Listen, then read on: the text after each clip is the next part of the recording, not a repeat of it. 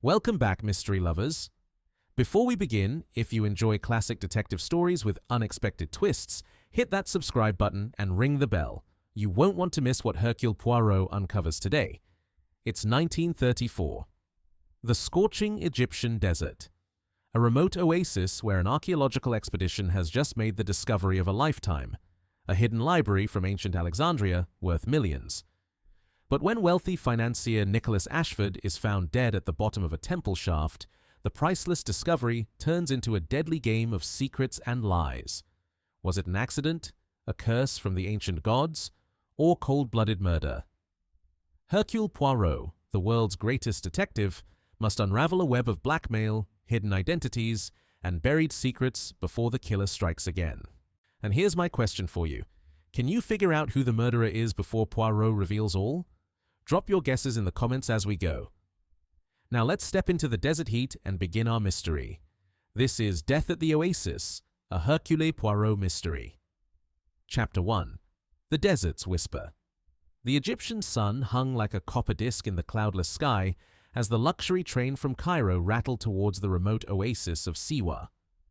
It was the winter of 1934, and among the first-class passengers sat a small man with an egg-shaped head and magnificent mustaches, carefully waxed to needle-sharp points. Hercule Poirot dabbed his forehead with a pristine handkerchief, lamenting the dust that threatened to settle upon his immaculate patent leather shoes. "Monsieur Poirot," a cheerful voice interrupted his thoughts. Captain Arthur Hastings, so his longtime companion, emerged from the dining car carrying 2 glasses of lemonade. "I say this heat is absolutely beastly. How you convinced me to join you on this excursion to the middle of nowhere, I'll never understand." Poirot accepted the glass with a slight nod. "Ah, but my dear Hastings, you forget, we travel at the request of Lady Pemberton herself. When a woman of such standing invites one to her archaeological expedition, one does not refuse." The invitation had arrived 3 weeks prior at Poirot's London flat. Lady Evelyn Pemberton, the wealthy widow of Lord Pemberton, had assembled a team to excavate what she believed to be an undiscovered temple near the Siwa Oasis. The letter had been cordial but urgent. She required Poirot's presence for a matter of utmost delicacy. As the train began to slow, Sir Hastings pressed his face against the window. "Good Lord, look at that!" Through the shimmering heat waves, an impossible sight emerged. A vast lake of impossible blue surrounded by palm trees rising from the golden desert like a mirage made real.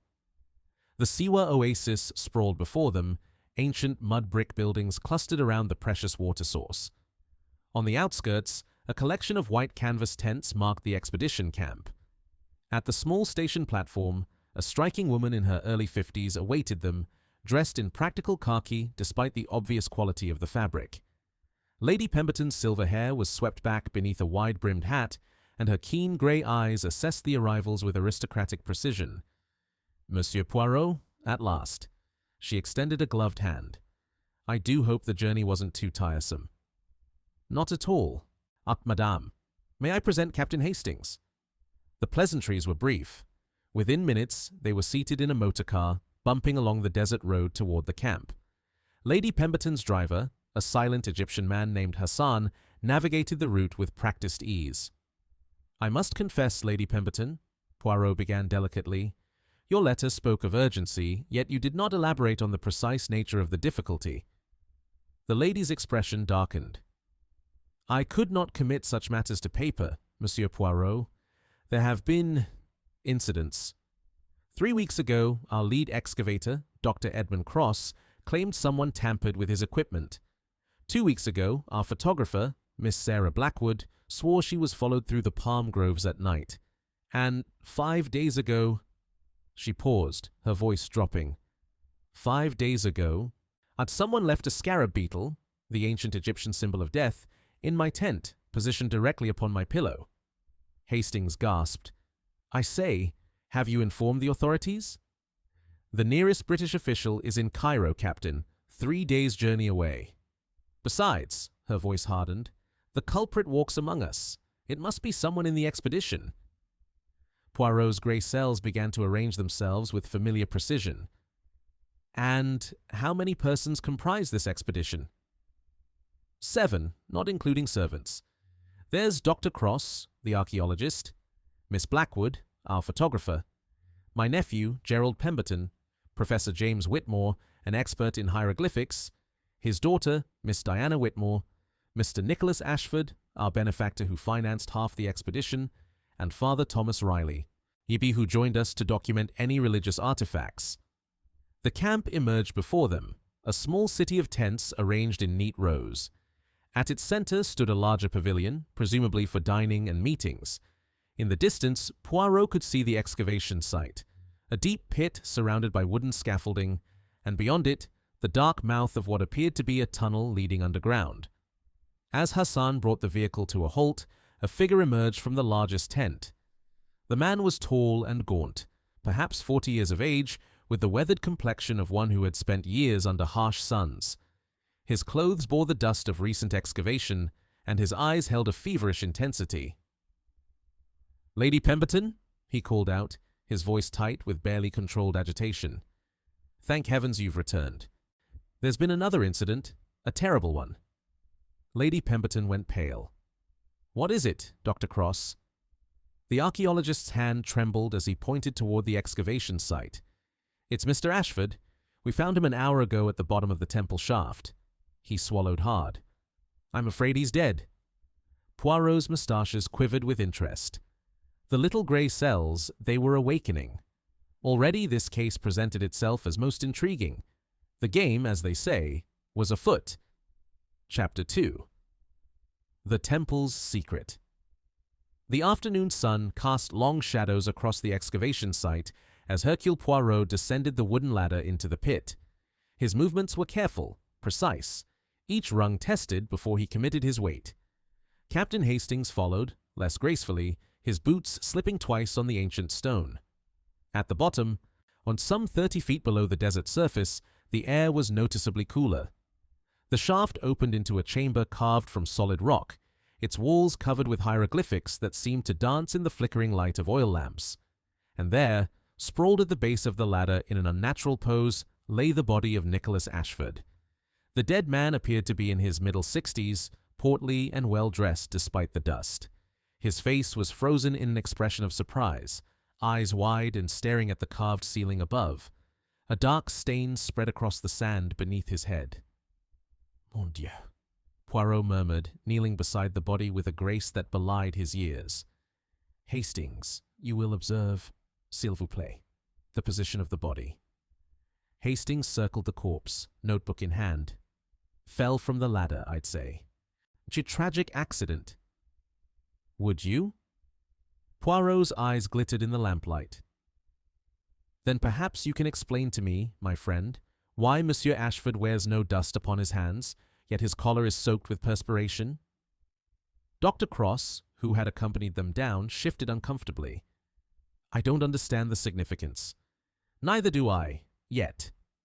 Poirot examined the ladder, running his fingers along each rung.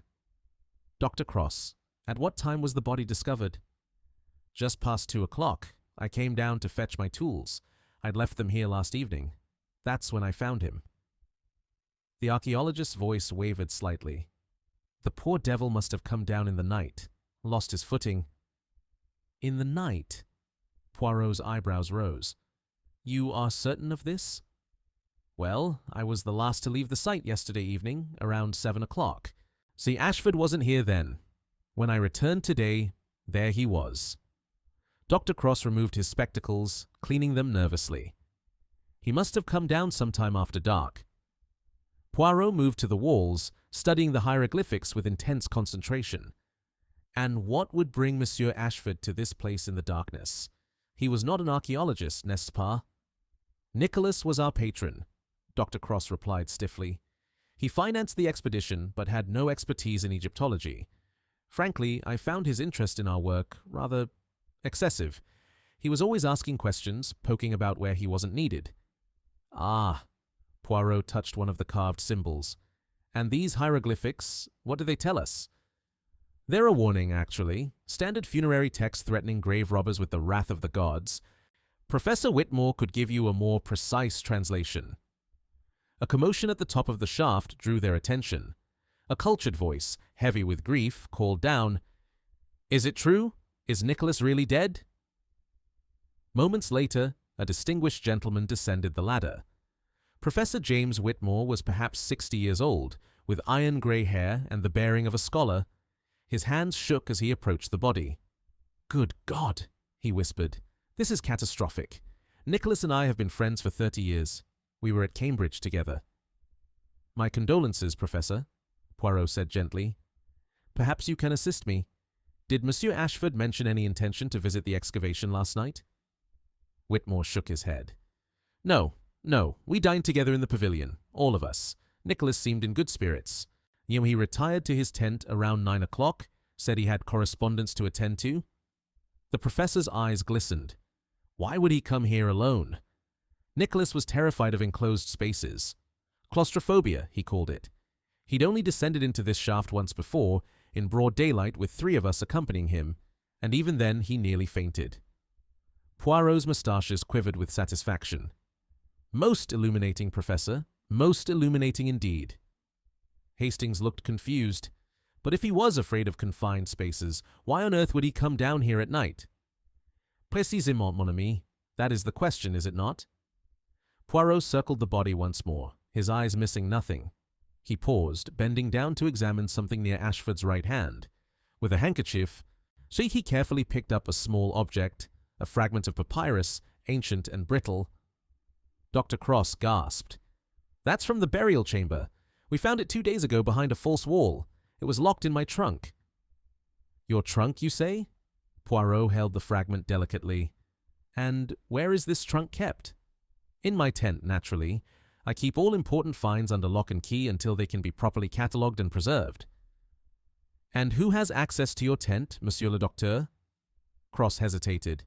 "Well, anyone, I suppose. We don't lock our tents during the day. It's not as though we're in London." A woman's voice echoed down the shaft, sharp with authority. "Father, Dr. Cross, Lady Pemberton requests everyone gather in the pavilion immediately." "That's my daughter Diana," Professor Whitmore explained. "So we should go." As they prepared to ascend, Poirot noticed something else. A series of fresh scratches on the stone wall near the ladder's base, as though made by something metallic. He filed this observation away in the vast catalogue of his grey cells. At the surface, the expedition members had assembled. Lady Pemberton stood at the center, her face pale but composed. Beside her was a young man in his late 20s, tall, athletic, with the careless good looks of the English upper class. His eyes were red-rimmed. "Uncle Nicholas," he murmured. "I can't believe it." "Gerald," Lady Pemberton placed a hand on his shoulder, "we must be strong." A striking young woman stood apart from the others, camera in hand. Miss Sarah Blackwood was perhaps 28, hinged with dark hair cut in a fashionable bob and intelligent eyes that seemed to capture everything. She was photographing the scene with professional detachment. "Miss Blackwood," Poirot approached her. "You are the expedition photographer, yes?" "That's right." Her accent was educated, but with a hint of something else, American perhaps. "Someone should document this, for the authorities." "Most prudent. Tell me, did you hear anything unusual last night?" Her expression flickered, fear, guilt, before settling into neutrality. "I sleep soundly, Monsieur Poirot. The desert air, you know." Before Poirot could press further, a final figure emerged from between the tents. Father Thomas Riley was a thin man in his 50s, wearing a dusty cassock and a wooden cross. His face bore the ascetic look of the truly devout. "Man, this is God's judgment," he announced, his voice ringing across the camp. "We have disturbed the resting place of the dead, and now we pay the price." Lady Pemberton's eyes flashed. "That's quite enough, Father Riley." But the priest continued, raising his hands dramatically. "3 warnings we received, and we did not heed them. The scarab of death, the shadow in the palms, the tampering with our tools. All signs that we should abandon this place."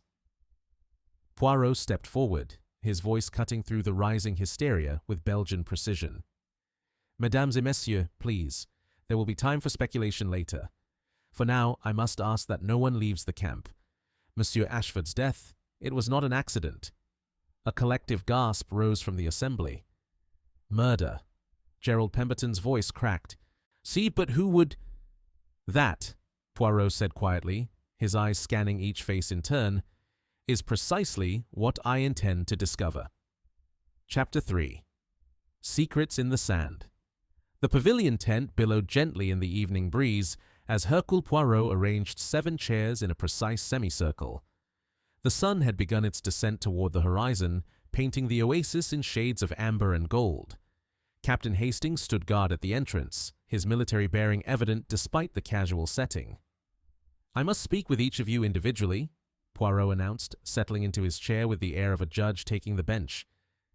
Lady Pemberton, perhaps you would be so kind as to begin? The lady took her seat with aristocratic composure, though her fingers worried at the fabric of her skirt. In the lamplight, she appeared older than her years. See the weight of responsibility etched in the lines around her eyes. Monsieur Poirot, I hope you don't suspect that I suspect everyone and no one, madame. It is the method of Hercule Poirot. Now tell me about Monsieur Ashford. What was his true interest in this expedition? Lady Pemberton's expression became guarded. Nicholas was a businessman, a financier. He had interests in shipping, textiles, various enterprises throughout the empire. When my late husband died 5 years ago, Nicholas helped settle the estate. We became friends. Friends. Poirot's tone was delicate. Forgive me, but was there perhaps something more? A flush crept up Lady Pemberton's neck. Nicholas proposed marriage last month. I refused him. Ah, Poirot steepled his fingers. And how did he receive this refusal? Graciously, or so I thought. But he insisted on continuing with the expedition regardless. He said he valued our friendship above all else. She paused, her voice dropping. But in recent days, I sensed a change in him. He became secretive, nervous. He spent hours locked in his tent, and twice I saw him arguing with Dr. Cross. Arguments about what subject? I couldn't hear the details, but Dr. Cross looked furious both times. Poirot made a note in his small leather journal. And last night, at dinner, you noticed nothing unusual in Monsieur Ashford's behavior? He barely touched his food. He kept glancing at Professor Whitmore with the strangest expression, almost like fear or perhaps guilt. I couldn't quite read it. Most interesting. You may go, madame. Please send in Dr. Cross. The archaeologist entered with obvious reluctance. See his thin frame tense as a bowstring. He remained standing until Poirot gestured firmly to the chair. Dr. Cross, I understand you and the deceased had recent disagreements. Cross's jaw tightened. Lady Pemberton has been talking, I see. She merely observed what was apparent. What was the nature of these disputes? The archaeologist removed his spectacles, cleaning them with agitated movements. Ashford was interfering with my work. He had no training, no understanding of proper archaeological methods, yet he presumed to question my techniques, my conclusions. Your conclusions about what, specifically? About the temple. Cross leaned forward, his eyes burning with scholarly passion. This isn't just any ruin, Monsieur Poirot. What we found here could rewrite our understanding of the Siwan civilization. The hieroglyphics, the architectural style, they don't match any known period. It's revolutionary. And Monsieur Ashford, he did not agree? Ashford didn't care about history. He cared about treasure. Cross spat the word like a curse. He kept pressing me about grave goods, about gold, about artifacts that could be sold. It was obscene. Poirot's eyebrows rose fractionally. You accused him of this directly? I did. 3 days ago I told him that if he couldn't respect the scientific integrity of this expedition, he should return to Cairo. Cross's voice faltered. We had rather a row about it. And the papyrus fragment found with his body, the one taken from your locked trunk? The archaeologist's face went pale. I discovered it missing yesterday morning. I thought perhaps I'd misplaced it, or that Professor Whitmore had borrowed it for translation. I never imagined. He swallowed hard. You think Ashford stole it?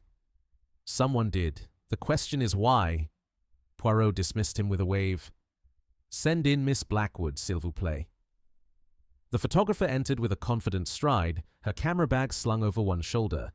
She sat without being asked, crossing her legs in a manner that would have scandalized London society, but seemed perfectly natural in the desert setting. Miss Blackwood, you are American, yes?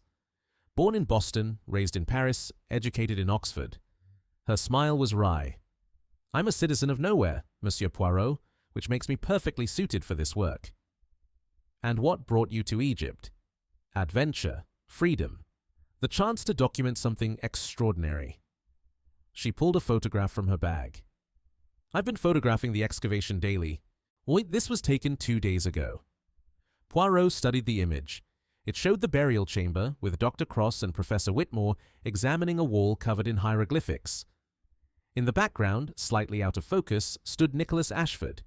His expression was unmistakable. Pure, calculating greed. You have the eye most observant, mademoiselle. It's my profession. She retrieved the photograph. But I'll tell you something else, something I haven't mentioned to anyone. Last night, around midnight, I was developing photographs in my tent. I heard footsteps outside, heading toward the excavation site. I looked out and saw a figure carrying a lantern. Poirot leaned forward. You could identify this person? No, they wore a dark cloak with the hood raised. But, Monsieur Poirot... She hesitated. The figure was too short to be Ashford, and he was a tall man. Whoever I saw couldn't have been more than 5.5 feet tall. And you did not investigate? A shadow crossed her face. After what happened in the palm groves, when I was followed, I've been cautious about wandering at night. I locked my tent and tried to sleep. She met his gaze steadily. I should have raised the alarm. Perhaps if I had, Ashford would still be alive. After she departed, Poirot sat in contemplative silence. Hastings ventured, I say, Poirot, if someone else went to the excavation before Ashford, could they have set some sort of trap? Perhaps, mon ami. Or perhaps... He trailed off as Gerald Pemberton entered. The young man threw himself into the chair with the graceless energy of youth and privilege. His eyes were puffy from crying, but there was something else in his expression. Relief? See, this is beastly, Poirot. Absolutely beastly. Uncle Nicholas was a good sort, always generous to me. He was your uncle by marriage only, yes? That's right. He married my mother's sister years ago. She died in childbirth, along with the baby. Nicholas never remarried. He treated me like the son he never had. Gerald's voice caught. He was going to invest in my shipping venture. £20,000. Now... He spread his hands helplessly. Now, the money. It will not be forthcoming? I don't know. I suppose it depends on his will. Gerald looked up sharply. Good Lord, you don't think I killed him for money? I think nothing yet. I merely collect the facts, like pebbles on a beach. Tell me, did you leave your tent last night? No. Well, yes, briefly. Around 11, I stepped out for some air and a cigarette. But I didn't go near the excavation, I swear it. Did you see anyone else abroad? Gerald hesitated just a fraction too long. No, no one. Poirot's eyes narrowed, but he simply nodded. You may go. Please send Father Riley. The priest entered with the bearing of a martyr approaching the stake. He refused the offered chair, standing with his arms crossed over his thin chest. I will not be interrogated like a common criminal, he declared. My vows... Your vows do not place you above the investigation of murder, mon père. Poirot's voice was steel wrapped in velvet. Sit. Reluctantly, Father Riley sat. You believe this temple is cursed, yes? I believe we have trespassed on sacred ground and awakened forces we cannot control. The priest's eyes gleamed with fervent conviction. The ancient Egyptians practiced dark arts. Monsieur Poirot, their gods were demons, their rituals abominations. This place reeks of evil. And yet you joined the expedition. To bear witness. To ensure that any religious artifacts are treated with proper reverence and to protect the souls of those who would... He stopped abruptly. Who would what, Father? Who would steal from the dead for profit? Father Riley's voice dropped to a harsh whisper. Nicholas Ashford was a thief and a blasphemer. I saw him, Monsieur Poirot. 2 nights ago, I saw him in Dr. Cross's tent, searching through the trunk of artifacts. When he saw me, he offered me money, £500 to keep silent. And did you? The priest drew himself up proudly. I told him I would inform Lady Pemberton in the morning. He begged me not to, said it would ruin everything. But I was resolute. A terrible smile crossed his face. Perhaps God delivered his own justice before I could deliver mine. Poirot dismissed him and sat in the gathering darkness, his magnificent moustaches quivering with thought. The little grey cells, they arranged and rearranged the facts like pieces of an intricate puzzle. A man terrified of enclosed spaces descends into a tomb at night. A papyrus is stolen and found clutched in the dead man's hand. A cloaked figure is seen approaching the excavation site. Arguments, secrets, lies, and somewhere in this web of deceit, a murderer walked free. Hastings, he said softly, tomorrow we shall examine the burial chamber more closely. Tonight, I think. But first, send in Professor Whitmore and his daughter together. On it is time to learn what the hieroglyphics truly say. 3:37 p.m. Chapter 4. The Hieroglyphic Code. Professor James Whitmore entered the pavilion with his daughter Diana at his side. They made a striking pair, the distinguished scholar in his rumpled linen suit, and the young woman whose intelligence blazed from her dark eyes. Diana Whitmore was perhaps 30 years old, with the sun-bronzed complexion of one who had spent considerable time in exotic climates. Please, both of you, sit. Poirot gestured to the chairs. I understand, Professor, that you were a close friend of the deceased? The professor's grief was palpable. His hands trembled as he spoke. Nicholas and I met at Cambridge in 1893. We were both reading classics, though he abandoned academia for commerce after graduation. Still, he retained his passion for antiquity. He paused, extracting a handkerchief to dab at his eyes. We've traveled together before, Greece, Mesopotamia, Syria. When Lady Pemberton mentioned this expedition, it was Nicholas who insisted I be brought on as chief translator. And yet, Poirot said gently, I am told that at dinner last night, Monsieur Ashford regarded you with an expression of fear, or perhaps guilt. Why would your old friend look upon you in such a manner? Professor Whitmore's face crumpled. Because I confronted him that very afternoon. I accused him of... His voice broke. Diana placed a hand on her father's shoulder. I'll tell it, father. She turned to Poirot, her voice steady despite the emotion in her eyes. 3 days ago, I discovered Nicholas in our tent. He claimed he was looking for father to discuss some translation, but father was at the excavation site. Nicholas knew that. When I challenged him, he became flustered and left. And you told your father of this intrusion? That evening, yes, father confronted Nicholas privately. Diana's jaw tightened. Nicholas admitted he had been searching father's papers, specifically his translation notes on the hieroglyphics in the burial chamber. Poirot leaned forward with interest. These hieroglyphics, they contained something of significance beyond the usual funerary warnings. Professor Whitmore recovered his composure with visible effort. The inscriptions describe a treasure, Monsieur Poirot. Not gold or jewels, but something far more valuable to scholars, a library. According to the text, the high priest who built this temple concealed a collection of papyri containing lost knowledge from the Library of Alexandria. Hastings gasped. By Jove! What, the Library of Alexandria? But that was destroyed centuries ago. Much of it, yes, Professor Whitmore confirmed. But if even a fraction of those texts survived, hidden here in Siwa... His eyes gleamed with scholarly passion. We're speaking of works by Aristotle, Sophocles, Euripides, masterpieces lost to history, irreplaceable treasures of human knowledge. And Monsieur Ashford, he knew of this? I had shared my preliminary translations with him in confidence as an old friend. The professor's voice turned bitter. I never imagined he would attempt to steal the location for himself. When I confronted him, he claimed he merely wanted to verify my work, to ensure we weren't building false hopes. But I didn't believe him. Diana interjected.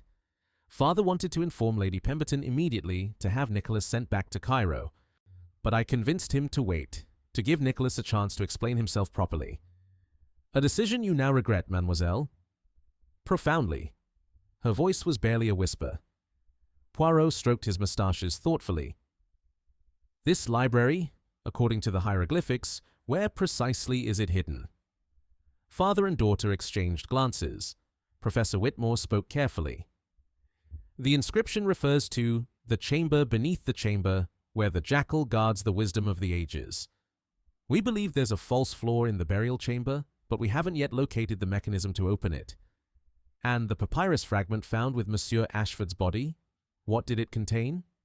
Part of the instruction for finding this mechanism, the professor admitted. I had translated it just yesterday and locked my notes in my trunk. Somehow, a Nicholas obtained them and the fragment itself from Dr. Cross's collection. Poirot rose and began to pace, his hands clasped behind his back. Tell to me, Professor, this inscription about the jackal, you are certain of your translation? Absolutely. The hieroglyphic is unambiguous. Inpu, the jackal-headed god Anubis, guardian of the dead. Fascinating. And last night, where were you both when Monsieur Ashford met his fate? Diana answered promptly. We retired to our tent after dinner, around 9:30. Father was exhausted from working in the heat. I read for an hour by lamplight, then we both slept. You heard nothing unusual? No sounds of someone passing by? The wind was quite strong last night, Diana said. It rattles the tent fabric, masks other sounds. I'm a light sleeper usually, but I heard nothing. Professor Whitmore added, I took a sleeping draught. Dr. Cross had given me some powders. He suffers from insomnia himself and swears by them. I slept soundly until morning. Most convenient, Poirot murmured. This sleeping draught, it was strong? Remarkably so. I felt quite groggy when Diana woke me with news of Nicholas's death. After dismissing them, Poirot stood at the pavilion entrance, gazing out at the darkening oasis. The palm trees swayed in the evening breeze, their fronds rustling with a sound like distant whispers. In the distance, the excavation site was a pool of shadow, the wooden scaffolding stark against the star-filled sky. What do you make of it, Poirot? Hastings asked. Ashford was clearly trying to steal the location of this library. Perhaps he went down into the chamber to search for the hidden entrance and fell? Perhaps. Poirot's tone suggested he believed nothing of the sort. But consider, my friend, a man terrified of enclosed spaces overcomes his fear to descend alone in darkness. Why? What could compel such terror? The treasure, obviously. The lost library would be worth a fortune. Would it? To a man like Ashford, who by all accounts was already wealthy? Poirot shook his head. No, there is something else, something we do not yet see. And these sleeping draughts that so conveniently rendered Professor Whitmore unconscious, most interesting that. You suspect the professor? I suspect everyone who had the opportunity and the motive. Come, Hastings. We must examine that burial chamber again, but this time with more care. I bring the strongest lantern you can find. They made their way across the camp as night settled fully over the oasis. The temperature had dropped sharply, as it always did in the desert after sunset. Poirot drew his coat tighter, muttering about the unreasonable climate. At the excavation site, they descended the ladder carefully. The burial chamber was exactly as they had left it, save that Ashford's body had been removed and placed in a tent under Hassan's watch, awaiting transport to Cairo. Poirot examined every inch of the carved walls, running his fingers over the hieroglyphics, testing each stone for movement. Hastings held the lantern high, casting dancing shadows across the ancient symbols. Regardez, Poirot murmured, pointing to a section of wall near the floor. You see here, Hastings? The dust is disturbed in a pattern most curious. Indeed, there were marks in the accumulated sand, as though someone had swept their hand across the wall repeatedly, searching for something. Ashford was looking for the hidden chamber, Hastings suggested. Oui, but did he find it? Poirot knelt, pressing various stones in sequence. On the fifth attempt, something clicked. A section of the floor, no larger than a manhole cover, shifted slightly. By George! Hastings exclaimed. You found it! Together they lifted the stone disc. Beneath it, a narrow shaft descended into darkness. The smell that wafted up was ancient and dusty, but with an undertone of something else, something chemical and modern. Poirot lowered the lantern into the opening. The light revealed another chamber below, smaller than the first. And there, Hardly scattered across the floor of this hidden room were dozens of papyrus scrolls, the lost library of Alexandria, preserved for 2 millennia in the dry desert air. But that was not all. In the center of the chamber, arranged in a deliberate pattern, were 3 objects: a leather notebook, a small glass vial labeled in English, and a man's pocket watch, its face shattered. Poirot's eyes widened. "Sacré bleu," he whispered. "Now I begin to see. Hastings, we must return to the surface immediately. There is great danger here, danger that does not come from ancient curses." "What? Why?" "Because, mon ami, Nicholas Ashford did not die from a fall. He was murdered, yes, but not in the way we supposed. And unless I am very much mistaken, the killer plans to strike again." As they climbed hastily back to the surface, neither man noticed the shadow that detached itself from the scaffolding, a cloaked figure who had been listening to every word. The figure watched them retreat toward the camp, then descended swiftly into the burial chamber. A moment later, the hidden chamber was opened once more. When the figure emerged 10 minutes later, the leather notebook was no longer below. Chapter 5. Poison in the Night.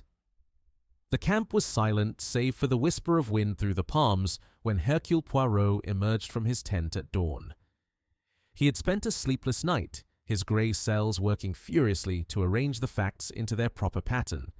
The pocket watch, the vial, the notebook, each was a piece of the puzzle, but the complete picture remained frustratingly obscure. He found Lady Pemberton already awake. She seated outside the pavilion with a cup of tea growing cold in her hands. Her face was drawn, aged by grief and worry. "Monsieur Poirot," she said quietly, "I must ask, are we in danger? Should I send everyone back to Cairo?" "On the contrary, madame. No one must leave. The murderer, he will not strike again if he believes himself safe, if he thinks his crime has been accepted as accident." Poirot sat across from her. "But I must ask you something of a delicate nature. The sleeping powders that Dr. Cross gave to Professor Whitmore, has he offered them to others?" Lady Pemberton's eyes widened. "Why, yes.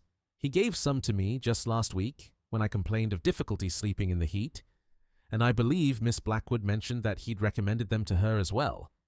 She leaned forward urgently. "So, you think the powders were tampered with?" "I think many things, madame, but I must have evidence, not speculation." He rose. "I require access to Dr. Cross's tent. Will you accompany me?" They crossed the camp as the sun broke over the horizon, painting the desert in shades of rose and gold. Dr. Cross's tent was slightly apart from the others, closer to the excavation site. Lady Pemberton called out, but received no answer. "He's likely already at the dig," she said. "Edmund rises before dawn most mornings. He's obsessive about his work." Inside, the tent was organized with scientific precision. A camp bed, neatly made, a desk covered with papers, sketches of hieroglyphics, and measurement tools, and in the corner, a locked trunk.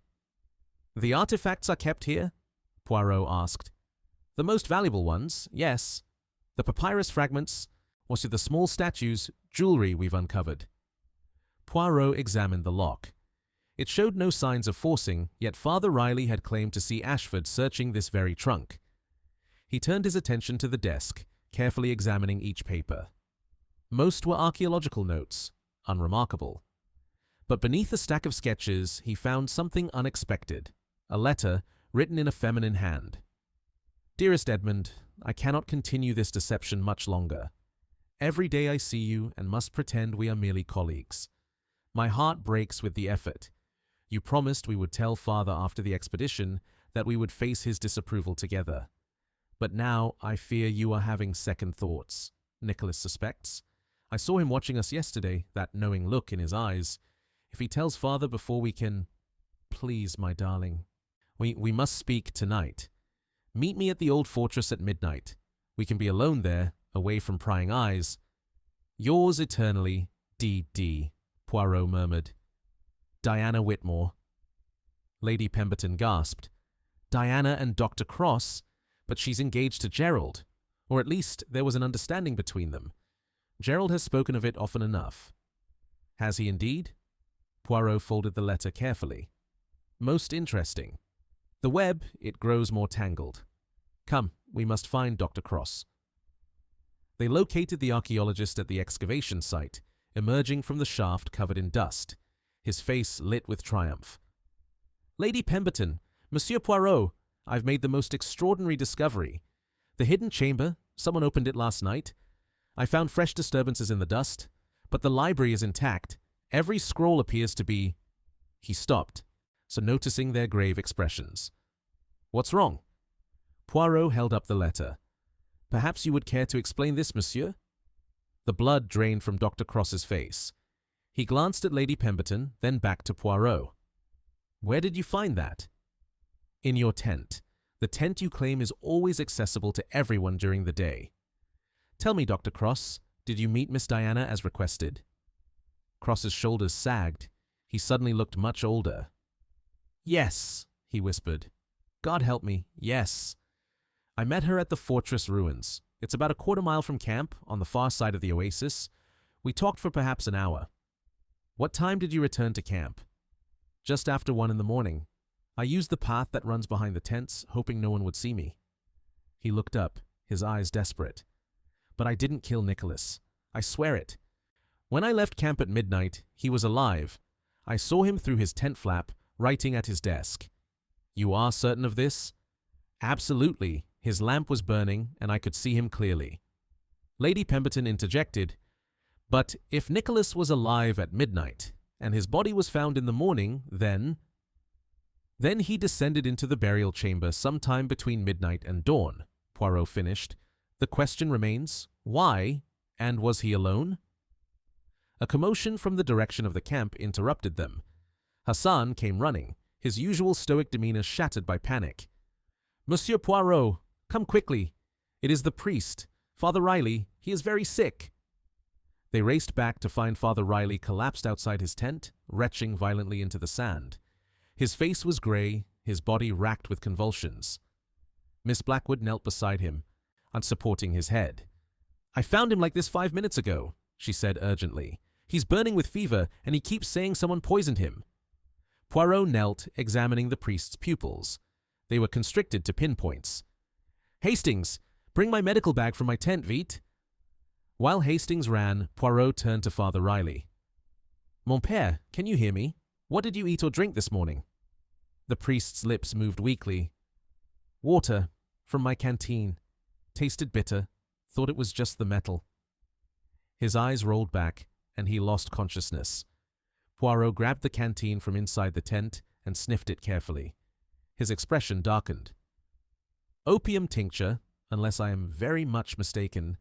A considerable dose. Hastings, when you return, we must induce vomiting and administer charcoal. Quickly now. For the next hour, Poirot worked to save the priest's life, assisted by Hastings and, surprisingly, Dr. Cross, who proved to have some medical training. Gradually, Father Riley's condition stabilized. He remained unconscious, but was breathing more easily. He will live, Poirot announced, but it was a near thing. Whoever did this wanted him dead. Professor Whitmore, who had been hovering anxiously nearby, spoke up. But why? What threat could a priest pose to anyone? Perhaps, Poirot said quietly, because he saw something. Father Riley claimed to witness Ashford searching the artifact trunk 2 nights ago. What if he saw something else as well? Something the murderer could not risk him revealing. Diana Whitmore appeared at her father's side, her face pale. Monsieur Poirot, I must speak with you, privately. They withdrew to the pavilion. See, Diana's hands twisted together nervously as she spoke. I lied to you last night. Edmund and I, Dr. Cross and I, we're in love. We have been for months. Father would never approve. He thinks Edmund is beneath our family station. And Gerald... She closed her eyes. Gerald assumed we would marry. I never encouraged him, but he took my father's friendship with Lady Pemberton as implicit consent. And Monsieur Ashford knew of your relationship with Dr. Cross? He confronted me 3 days ago. He said he would tell my father unless I convinced Edmund to share the location of the hidden library with him. He wanted to excavate it himself, to claim the discovery. Her voice shook with anger. Nicholas was going to steal everything.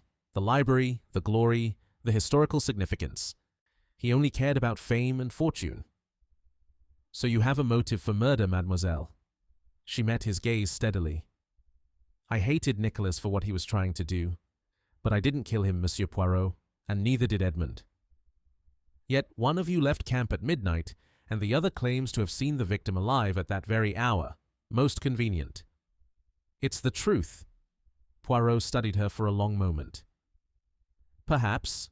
Tell me, mademoiselle, this letter you wrote to Dr. Cross, where did you leave it? I slipped it under his tent flap yesterday morning, before breakfast. Why? Because someone wanted me to find it. Someone who knew I would search Dr. Cross's tent and would draw the obvious conclusions. His mustaches quivered. This murder, it is constructed like a puzzle, with each piece carefully placed to direct suspicion. But the hand that places the pieces, that is what I must discover. A shout from outside interrupted them. Gerald Pemberton burst into the pavilion, his face flushed with exertion and anger. Poirot, you must come at once. Someone's been in Ashford's tent. His papers have been rifled through, and his strongbox has been forced open. When did this occur? It must have been while we were all occupied with Father Riley. Hassan only just noticed the tent flap was open. They hurried to Ashford's tent. Inside, chaos reigned. Papers were scattered across the floor. The contents of the strongbox, mostly documents and a small amount of cash, lay strewn about. But Poirot's sharp eyes immediately noticed what was missing. The leather notebook, he said softly. The one from the hidden chamber. It is gone. What notebook? Gerald demanded. What are you talking about? Never mind. Tell me, Monsieur Pemberton, did your uncle keep a diary or journal? Always. He was meticulous about recording his business dealings, his investments, everything. Gerald looked around desperately. It should be here, but I don't see it. Poirot's eyes gleamed with satisfaction. Because, mon ami, it was never here. The notebook in the hidden chamber. That was Ashford's diary. He took it with him when he descended into the tomb. And now, someone has retrieved it. Someone who knows what secrets it contains. He turned to face the assembled group. Mesdames et messieurs, there will be no more private conversations, no more wandering alone. Tonight, we shall all gather in the pavilion for dinner, and tomorrow morning, I will reveal the identity of the murderer. A collective gasp went through the group. You know who killed Nicholas? Lady Pemberton whispered. I know many things, madame. Soon, I shall know all. Chapter 6. The Gathering Storm. The pavilion had been transformed into a dining hall of peculiar tension. Lady Pemberton had insisted on maintaining civilized standards despite the circumstances. White tablecloths, polished silverware, and crystal glasses that caught the lamplight like captured stars. But no amount of elegance could dispel the atmosphere of dread that hung over the assembled company. Hercule Poirot surveyed the gathering with the keen eyes of a naturalist observing dangerous specimens. At the head of the table sat Lady Pemberton, her aristocratic composure barely masking her fear. To her right, Gerald Pemberton pushed food around his plate without eating, his young face haggard. Professor Whitmore sat beside his daughter Diana, both picking at their meals in silence. Dr. Cross occupied the far end, his eyes darting nervously between the other guests. Miss Blackwood maintained her professional detachment, though her camera remained conspicuously absent. Father Riley's chair stood empty. He remained unconscious in his tent under Hassan's watchful care. A toast, Lady Pemberton announced with forced gaiety, raising her glass. To the memory of Nicholas Ashford and to the hope that justice will be served. The glasses were raised with varying degrees of enthusiasm. Poirot noted that Dr. Cross's hand trembled, spilling a drop of wine onto the tablecloth like a spot of blood. Monsieur Poirot, Professor Whitmore spoke, weighing his voice hoarse, you mentioned that tomorrow you would reveal the murderer. Surely you can tell us now. This waiting is unbearable. But the premature revelation? It would be most dangerous, Professor. The murderer, he is desperate now. He has poisoned one man and killed another. What is to stop him from striking again if he feels cornered? Poirot sipped his wine delicately. No, we must proceed with caution. Desperate. Gerald leaned forward. Then you believe the same person who killed Uncle Nicholas also poisoned Father Riley? But of course, the priest saw something, or the murderer believed he saw something, that made him a threat.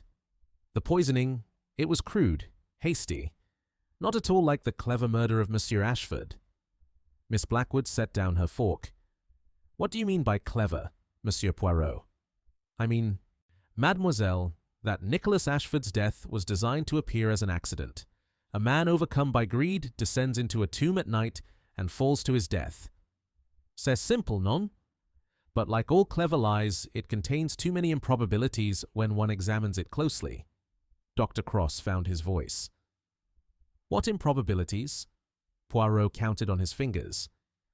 First, a man terrified of enclosed spaces overcomes his phobia to descend alone in darkness. Second, a man who has been searching for the hidden library for days suddenly finds the mechanism to open it, at night, by lamplight, when even I required considerable time and daylight to locate it. Third, he falls from a ladder but shows no defensive wounds on his hands, no bruising consistent with attempting to catch himself. Fourth, perhaps, Diana interrupted sharply. See, he was pushed. Précisément, mademoiselle, but by whom? And why did he go down there at all? Poirot paused dramatically. Unless, of course, he was summoned. A heavy silence fell over the table. Professor Whitmore cleared his throat. Summoned? By whom? By someone he trusted. Someone who sent him a note, perhaps, claiming to have discovered the entrance to the hidden chamber and requesting his presence to verify the find. Poirot's eyes swept the table. Monsieur Ashford, he was greedy, yes, but he was not a fool. He would not descend into that shaft without good reason. Gerald's face had gone pale. A note? But no note was found on his body. No, because the murderer retrieved it. Just as the murderer later retrieved Ashford's diary from the hidden chamber, the diary that contained, I suspect, a very dangerous information indeed. Lady Pemberton spoke quietly. What sort of information, Monsieur Poirot? That, madame, I shall reveal tomorrow, but I can tell you this. Nicholas Ashford was not merely a greedy treasure hunter, he was a blackmailer. The word fell like a stone into still water, creating ripples of shock and denial. Impossible, Gerald protested. Uncle Nicholas was a businessman, yes, perhaps ruthless in his dealings, but blackmail? Never. You defend him with admirable loyalty, monsieur, yet the facts speak clearly. Father Riley told us that Ashford offered him money to keep silent about something he had witnessed. Miss Diana, you said Ashford threatened to reveal your relationship with Dr. Cross unless you both cooperated with his schemes. These are the actions of a blackmailer. Dr. Cross stood abruptly, his chair scraping against the carpet. This is intolerable. Are you accusing all of us? I accuse no one. Yet. But I state the truth. Ashford had discovered secrets, and he used them for leverage. The question is, whose secret was worth killing for? Diana's voice was barely a whisper. You think one of us murdered him to prevent exposure? It is the most logical motive, is it not? A secret so damaging that death was preferable to revelation. Poirot rose from his chair and began to pace, his hands clasped behind his back. Consider the evidence. The sleeping powder given to Professor Whitmore ensured he would not wake during the crucial hours. The note that lured Ashford to the burial chamber, the recovery of his diary before it could be examined, each action carefully planned, precisely executed. Miss Blackwood spoke up. But the diary was in the hidden chamber. How could the murderer have known it would be there? An excellent question, mademoiselle. The answer is simple. The murderer placed it there himself. What? Professor Whitmore looked confused. Why would the murderer hide the diary only to retrieve it later? To create the illusion of Ashford's obsessive search for the library, to make it appear that he descended into the shaft of his own volition, driven by greed. Poirot stopped pacing and fixed them all with a penetrating stare. But the murderer made one critical error. He left other items in the hidden chamber alongside the diary, items that revealed the true nature of the crime. What items? Gerald demanded. A shattered pocket watch stopped at 12:47, a small glass vial. These objects, but they tell a story most revealing. Lady Pemberton leaned forward. What story, Monsieur Poirot? Before he could answer, a scream pierced the night air. Everyone leaped to their feet. The scream came again, high and terrified, from the direction of the tents. Poirot was already moving, surprisingly fast for a man of his build, with the others close behind. They found Miss Blackwood's tent in disarray, her photographic equipment scattered across the sand. But the photographer herself stood outside, shaking, pointing at something inside. Poirot entered cautiously. There, pinned to her camp bed with a knife, was a photograph. The image she had shown him earlier, of Dr. Cross, Professor Whitmore, and Nicholas Ashford in the burial chamber. But someone had drawn on it in red ink, circling Ashford's face and writing a single word in Arabic across his chest. Hassan, who had come running with the others, translated in a shaken voice. Thief. But it was not the defaced photograph that had caused Miss Blackwood's scream. Beneath it, also pinned by the knife, was a note written in English in a crude block-letter hand. Stop the investigation or you will be next. The curse will claim you all. Poirot examined the note without touching it, his expression grim. So, the murderer grows more desperate still. He seeks to frighten us into abandoning the truth. It's working, Gerald muttered. Perhaps we should return to Cairo, call for proper authorities. And let the murderer escape? Poirot shook his head firmly. Non, monsieur. We are too close now. The killer knows this, which is why he resorts to threats and intimidation. Dr. Cross spoke urgently. But if he's willing to threaten Miss Blackwood, what's to stop him from carrying out that threat? Hercule Poirot, that is what stops him. The little Belgian drew himself up to his full height. Tonight, no one sleeps alone. We shall establish a watch, rotating every 2 hours. Hastings and I shall take the first shift. Miss Blackwood, you will share Lady Pemberton's tent. Professor Whitmore and Monsieur Gerald will bunk together. Dr. Cross, you may have my tent. Hastings and I shall remain in the pavilion. Lady Pemberton nodded agreement. Hassan will guard Father Riley. We'll keep the lamps burning all night. As the group dispersed to make these arrangements, Poirot drew Hastings aside. Mon ami, you must stay alert tonight. I believe the murderer will make one final attempt to destroy evidence or silence a witness. You really think he'd try again after leaving such a blatant threat? The threat, it was not to frighten us away. It was to create chaos, to distract us from the truth he fears we have already discovered. Poirot's eyes gleamed in the lamplight. No, Hastings, tonight we must be vigilant. For tomorrow, when I gather everyone together, the murderer will have no choice but to reveal himself. You're going to force his hand? Exactement. And when he strikes, for strike he must, we shall be ready. The night deepened over the Oasis. In the pavilion, Poirot sat motionless in his chair, his eyes half closed but missing nothing. Hastings paced near the entrance, checking his watch every few minutes. At midnight, Doctor. Cross emerged from Poirot's tent and approached them. I cannot sleep, he admitted. My conscience troubles me. There is something I must tell you. Speak, monsieur. The sleeping powder I gave to Professor Whitmore. I also gave it to Nicholas Ashford. He complained of insomnia 3 days ago, and I prepared a dose for him. Cross's voice dropped. If someone obtained access to my medical supplies, they could have prepared a much stronger dose, strong enough to render a man unconscious but still ambulatory, like a sleepwalker. Poirot's mustaches quivered with excitement. Ah, now we approach the truth. You are saying that Ashford could have been drugged before his descent into the shaft.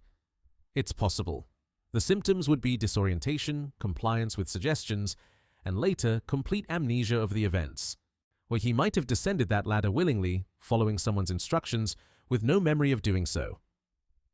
And no ability to catch himself when he fell, Poirot concluded, because his reflexes would be severely impaired.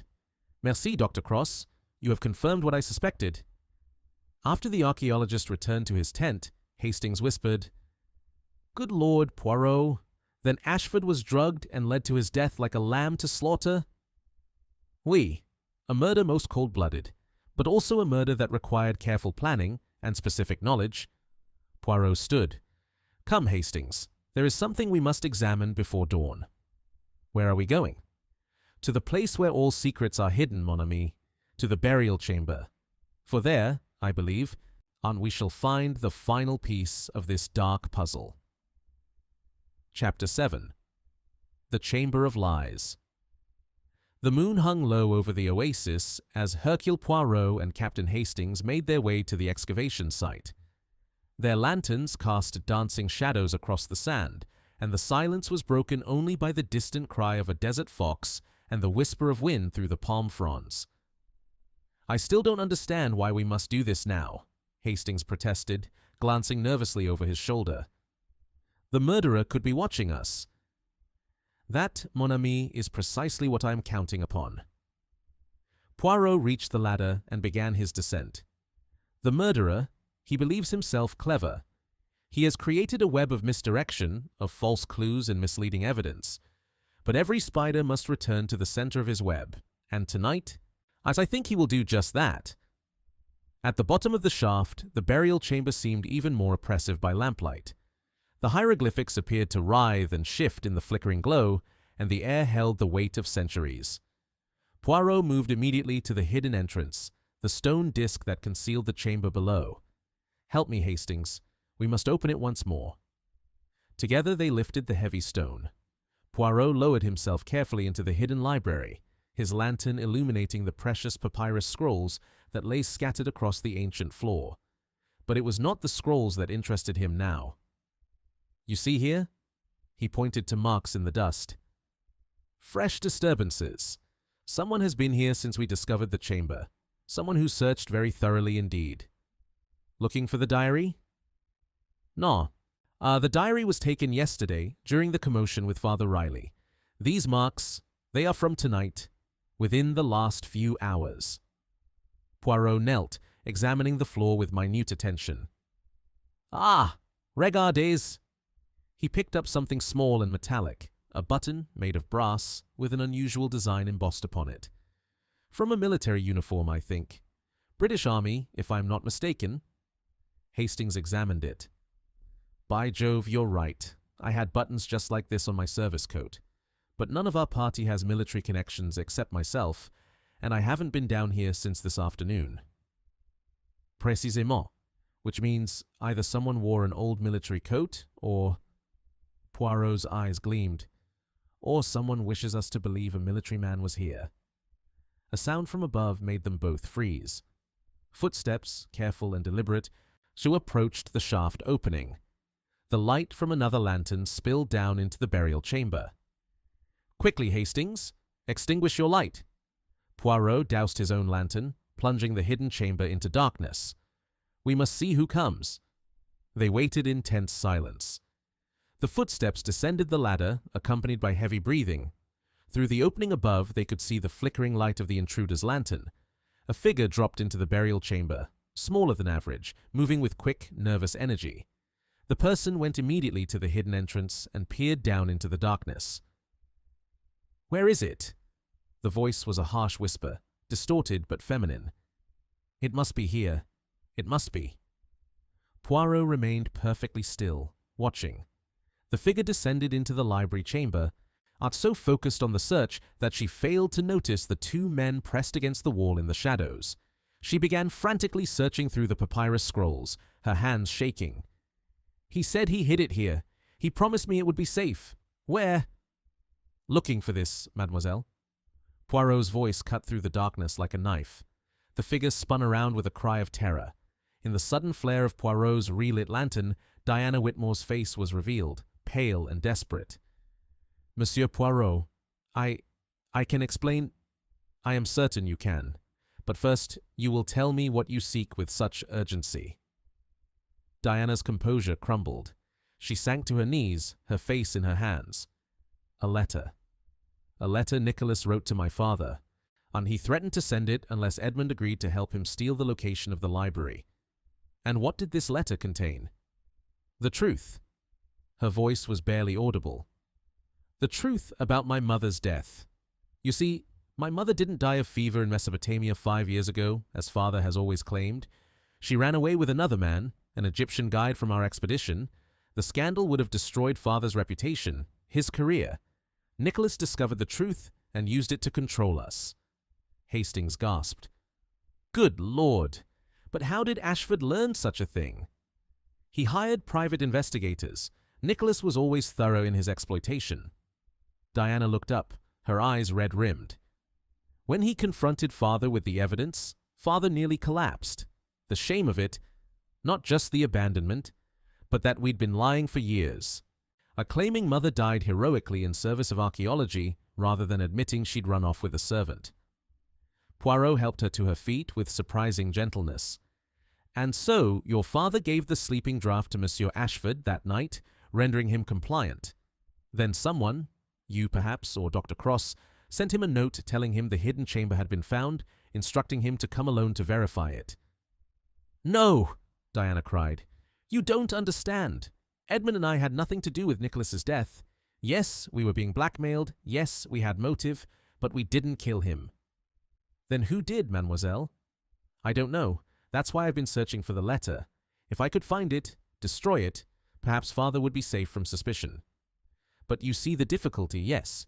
You admit to concealing evidence, to sneaking about at night, to having both motive and opportunity. You ask me to believe in your innocence, yet you behave in every way like the guilty. Diana's face hardened. Believe what you wish, Monsieur Poirot, but I know the truth. Edmund and I were together at the fortress ruins from midnight until past 1 o'clock. We are each other's alibis. Alibis provided by lovers are worth very little, I am afraid. A new voice echoed from the burial chamber above. Diana? Diana, are you down there? Professor Whitmore's face appeared at the opening, etched with worry. When he saw the three of them in the hidden chamber, his expression changed to one of deep sadness. So, you know, he said quietly. You know about her mother, about the blackmail. I know many things, Professor. But I do not yet know who killed Nicholas Ashford. Poirot gestured upward. Come, all of you. We return to the surface. This place of death has revealed enough secrets for one night. They climbed back to the burial chamber, then up the long ladder to the desert surface. The sky had begun to lighten in the east. Dawn was approaching. Professor Whitmore stood apart from the others, his shoulders bowed. I should have told the truth years ago, he murmured. The lie has poisoned everything. When Margaret left me, I was devastated, humiliated. I couldn't bear for the world to know that she'd chosen an Egyptian guide over a distinguished professor. So I invented the fever story. And Diana, poor Diana, she had to maintain the fiction. And when Monsieur Ashford discovered the truth, he was kind at first, sympathetic even. But then he began making demands. Small things initially. Privileged access to the excavation, first viewing of any major finds. But 3 days ago he demanded that I falsify my translation of the hieroglyphics to make it appear the hidden library was in a different location. He wanted to excavate it secretly, to claim the discovery for himself. Poirot's eyebrows rose. He asked you to lie about the location, for what purpose? So that he could discover it later, after we'd left Siwa. He had already arranged with corrupt officials in Cairo to have the site transferred to his control once we completed our preliminary work. The Library of Alexandria, discovered by Nicholas Ashford, it would have made him immortal in the annals of archaeology. And you refused. Of course I refused. I may have lied about my personal life. But I would never compromise my scientific integrity. We argued terribly. I told him he could do his worst with the letter about Margaret. I would rather face the scandal than betray my principles. Diana moved to her father's side. That's when Edmund and I decided to confront Nicholas together, to tell him we would go public ourselves, remove his leverage. But before you could, someone murdered him. Poirot stroked his moustaches thoughtfully. Tell me, Professor, this sleeping draught you were given, did you take it willingly? Dr. Cross prepared it for me and brought it to my tent around 9 o'clock. I drank it immediately. I was exhausted from the heat and the stress of dealing with Nicholas. Within minutes, I felt drowsy. I remember Diana helping me to my cot, and then nothing until morning. And you? So, Miss Diana, you did not take any sleeping draught yourself? No, I read by lamplight for a while, then went to meet Edmund at the fortress as we'd arranged. She met Poirot's gaze steadily. When I left camp, Father was sleeping soundly. When I returned just after 1 o'clock, he was still asleep. I sat up for another hour, thinking about our situation, then finally slept myself. Poirot turned to Hastings. "You see the problem, mon ami?" "I'm afraid I don't, old chap." 3 people claim alibis for the crucial hours. Miss Diana and Dr. Cross alibi each other, while Professor Whitmore claims unconsciousness from the sleeping draught. Yet someone drugged Ashford, lured him to the burial chamber, and pushed him to his death. Someone who had access to Dr. Cross's sleeping powders, who knew about the hidden library, and who had a powerful motive for murder. "But all of them had those things," Hastings protested. "Exactement. Which is why the murderer chose this particular method, to ensure that suspicion would fall equally upon several people, making it impossible to determine the truth." Poirot smiled grimly. "But the murderer made mistakes, as all murderers do. Small errors that seemed insignificant, but which reveal everything to the trained mind." Professor Whitmore stepped forward. "Monsieur Poirot, if you know who killed Nicholas, I beg you to reveal it. This uncertainty is torture." "All will be revealed this morning, Professor. I have asked Lady Pemberton to gather everyone in the pavilion at 8 o'clock. There, I shall demonstrate how Nicholas Ashford was murdered, and by whom." Diana's voice trembled. "And the letter?" "The one about my mother." Poirot reached into his coat and withdrew a folded paper. "You mean this letter, which I found in the hidden chamber during our initial search? The letter you have been seeking so desperately?" Diana reached for it, but Poirot held it back. "Not yet, mademoiselle. This letter, it is evidence. But I promise you this, when the murderer is revealed, I shall return it to you unread. The secrets of your family, they are not relevant to my investigation." "Thank you," she whispered. As they walked back toward camp, the sun broke over the horizon, flooding the oasis with golden light. Hastings fell into step beside Poirot. "I say, Poirot, you really have solved it, haven't you?" "But yes, mon ami. The final pieces, they have fallen into place. The shattered watch, the vial, the button, so the letter, each tells part of the story. Together they reveal a murder most ingenious and a murderer most unexpected." "Who is it?" Poirot's smile was enigmatic. "In 3 hours, Hastings, all will be revealed. But first, I believe we deserve some breakfast. Even Hercule Poirot cannot expose a murderer on an empty stomach." Chapter 8. The Trap is Set. The pavilion had been arranged like a courtroom. 8 chairs formed a semicircle facing a single chair occupied by Hercule Poirot, who sat with his fingers steepled beneath his chin, his eyes half closed in contemplation. Behind him, on a makeshift table, lay an array of objects covered by a white cloth, the evidence he had gathered.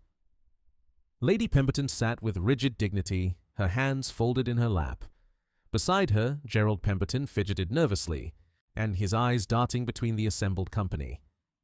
Professor Whitmore and Diana occupied 2 chairs together, the daughter's hand resting protectively on her father's arm. Dr. Edmund Cross sat alone, his face haggard from sleepless nights. Miss Sarah Blackwood had positioned herself slightly apart, her camera at the ready as though she might document this moment for posterity. The only absent member was Father Riley, who remained unconscious in his tent, attended by Hassan. Captain Hastings stood guard at the pavilion entrance, his military bearing a silent promise of authority. Poirot opened his eyes and surveyed the assembly with the calm assurance of a master conducting an orchestra. "Mesdames et messieurs, I have gathered you here to solve the murder of Nicholas Ashford. But to understand his death, we must first understand the man himself. He was not merely a victim, he was a blackmailer, a schemer, a man who used the secrets of others for his own advantage." Gerald shifted uncomfortably. "That's a harsh judgment, Poirot." "It is the truth, monsieur. Your uncle discovered damaging information about several people in this camp, and he exploited that knowledge ruthlessly. Professor Whitmore, he knew about your wife's abandonment, Miss Diana and Dr. Cross, he knew of your secret romance, but there was one more secret, one more piece of blackmail that I have not yet revealed." All eyes turned to Poirot with sharp attention. "Lady Pemberton," Poirot said gently, Perhaps you would care to explain why Monsieur Ashford was so insistent on financing this expedition, and why he refused to abandon it even after you rejected his marriage proposal. The lady's face went pale. I don't know what you mean. Come now, madame. The truth will emerge regardless. It is better to speak it yourself. Lady Pemberton's composure finally cracked. Her voice, when she spoke, was barely audible. Nicholas knew about the debts. My late husband was not the prudent investor everyone believed. When he died, he left me nearly bankrupt. I've been selling off properties quietly, trying to maintain appearances. This expedition, it was to be my salvation. If we found the library, the prestige would attract new investors, new opportunities. And Monsieur Ashford offered to settle your debts in exchange for marriage? Yes, £20,000 to clear everything, and a generous settlement besides. All I had to do was accept his proposal. She laughed bitterly. But I refused. I would rather face ruin than marry without love. Nicholas was furious. He threatened to expose my financial situation to society to ensure I would be ostracized. Gerald leaned forward urgently. Aunt Evelyn, why didn't you tell me? I could have helped. With what, Gerald? You're deep in debt yourself, waiting for your inheritance. She smiled sadly at her nephew. Nicholas told me that as well. He seemed to know everyone's financial troubles. Poirot nodded slowly. Précisément. Nicholas Ashford was a man who collected secrets like other men collect stamps. But secrets are dangerous things. They can destroy the person who holds them as easily as they destroy their victims. And so, someone decided that Nicholas Ashford must die. He rose and began to pace, as his hands clasped behind his back. Let us reconstruct the crime. On the evening of his death, Ashford dined with all of you. During dinner, someone added a powerful dose of sleeping draught to his wine. Not enough to render him immediately unconscious, but enough to make him compliant, suggestible, like a man in a waking dream. But who had access to his wine? Miss Blackwood asked. Everyone, mademoiselle. We all moved about during dinner, serving ourselves from the communal platters. Anyone could have approached Ashford's glass during a moment of distraction. Dr. Cross spoke up. The sleeping draught came from my medical supplies. I've already admitted this, but I didn't drug Nicholas. I do not say you did, monsieur. I merely state that the draught was available to anyone who knew where you kept it. Your tent is not locked during the day. You said so yourself. Poirot continued his pacing. After dinner, Ashford retired to his tent. The drug began to take full effect around 9:30. At 10 o'clock, someone visited his tent and told him that the hidden chamber had been found, that he should come to verify the discovery. In his drugged state, Ashford agreed. He followed his visitor to the excavation site. But surely someone would have seen them, Professor Whitmore protested. None, Professor, because the camp was carefully arranged to ensure no witnesses. Miss Diana had been sent a letter, supposedly from Dr. Cross, asking her to meet at the fortress ruins at midnight. Dr. Cross received a similar letter, supposedly from Miss Diana.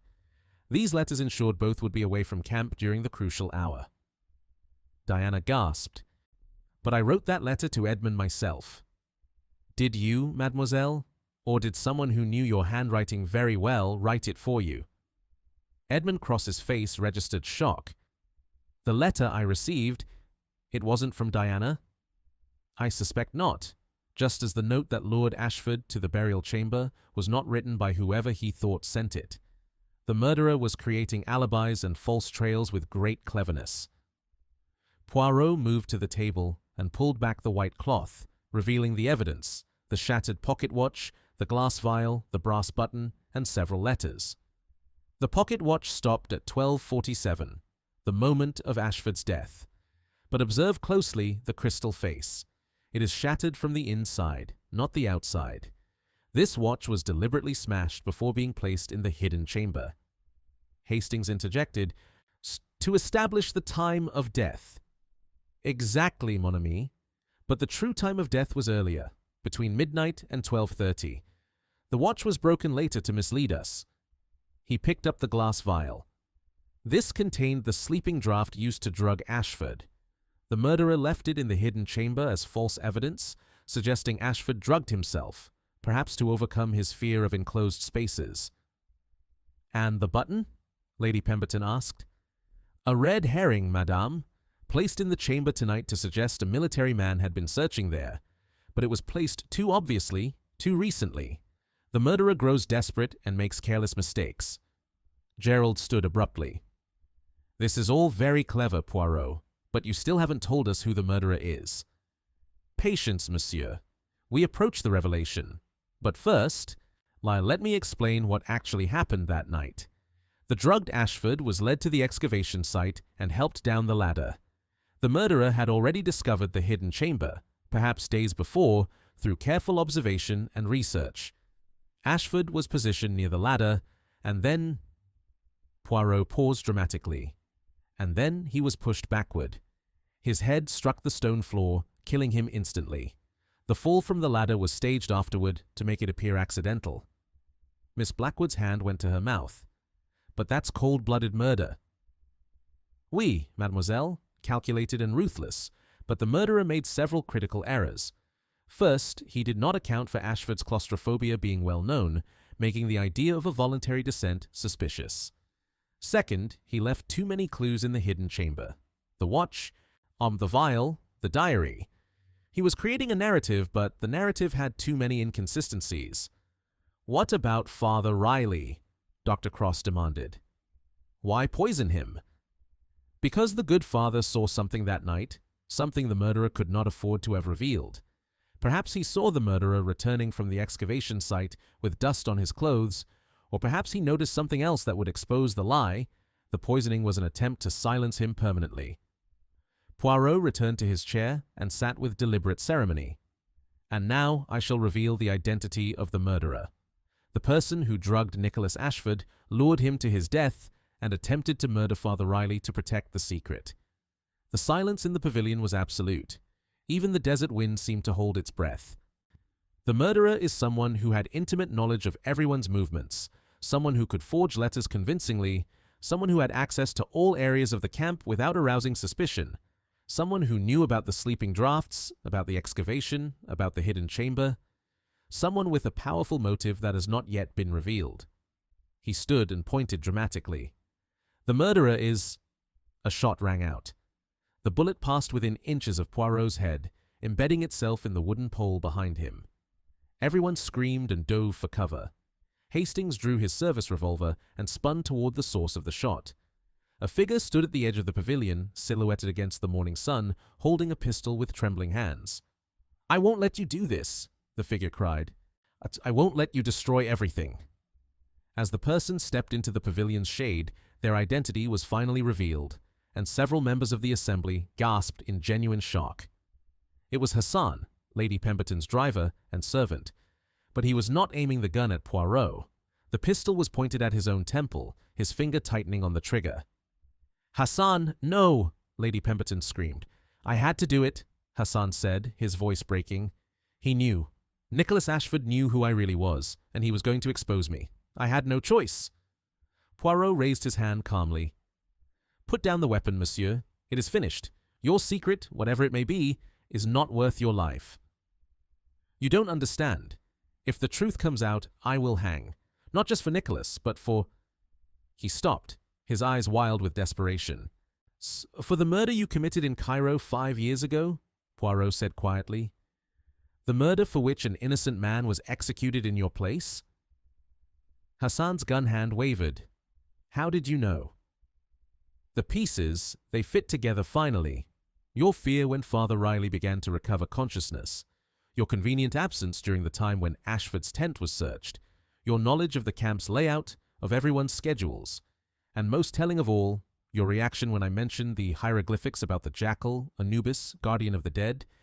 You are Egyptian, yet you showed no recognition of your own god's name. Because you are not really Egyptian, are you, monsieur?" The gun clattered to the ground as Hassan's legs gave out beneath him. He fell to his knees, sobbing. "My name is not Hassan, it is Henry Ashton. I am English.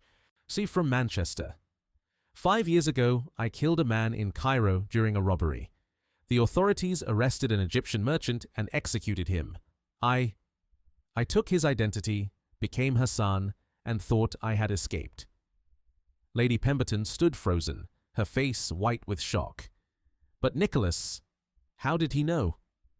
He recognized me 3 weeks ago. I don't know how.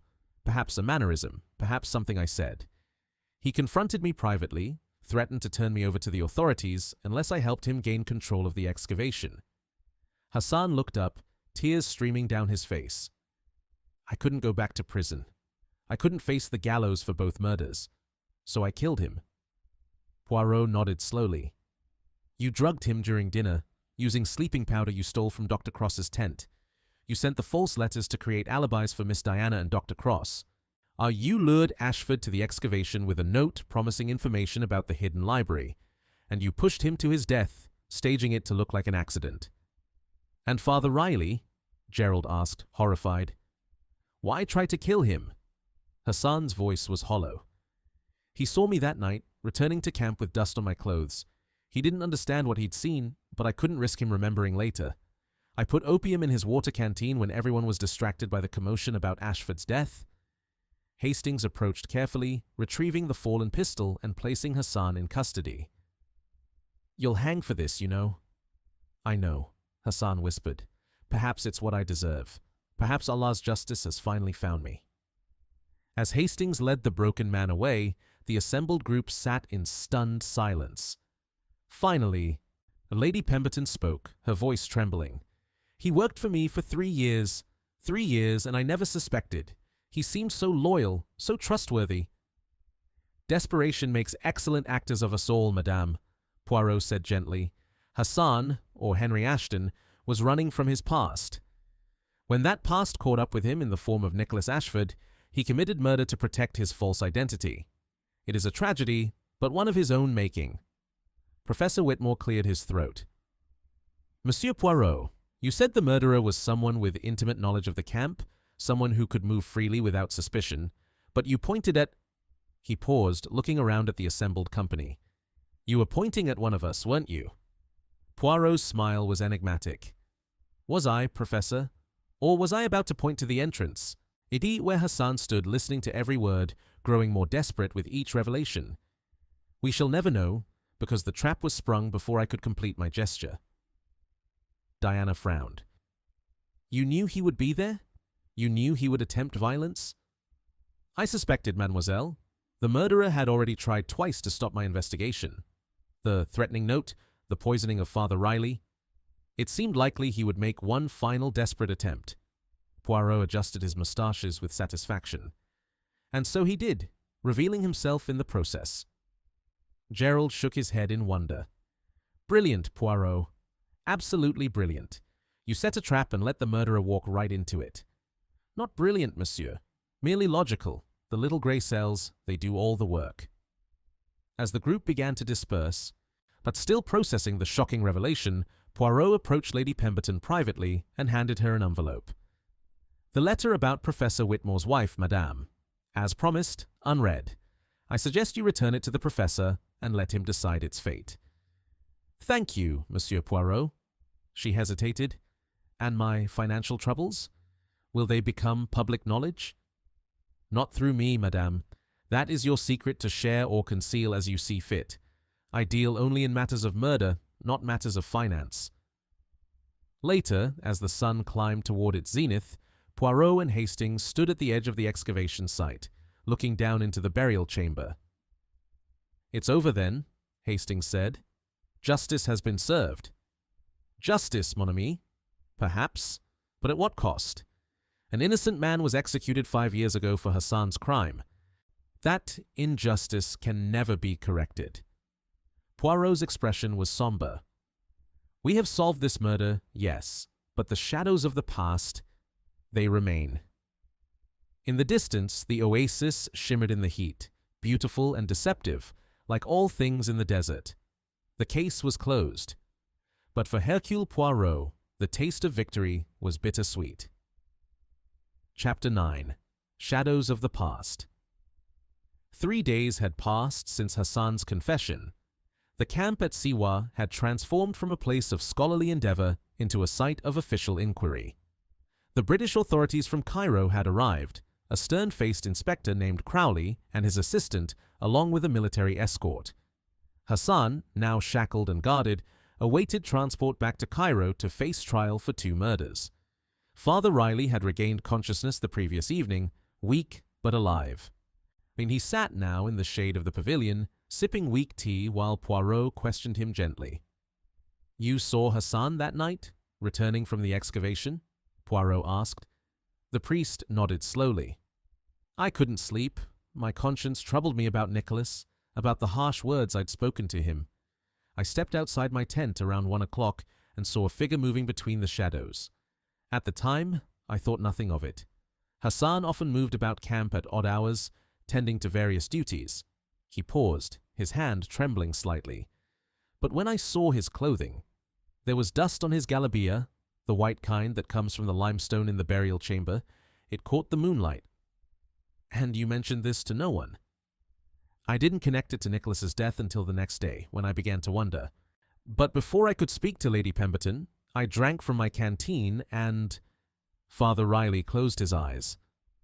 "The rest you know. You are fortunate to be alive, mon père. The dose Hassan administered would have killed a smaller man." After the priest retired to rest, Hastings joined Poirot at the edge of the camp, where they watched the excavation work continue.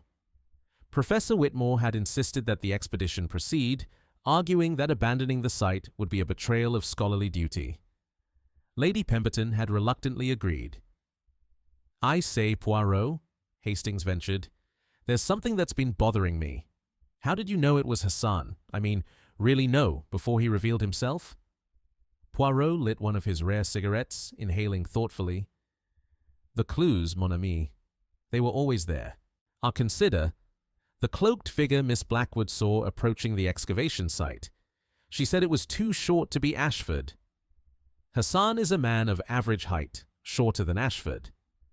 The brass button planted in the hidden chamber, a clumsy attempt to suggest a military connection, but Hassan served briefly in the British Army in India before his criminal career began.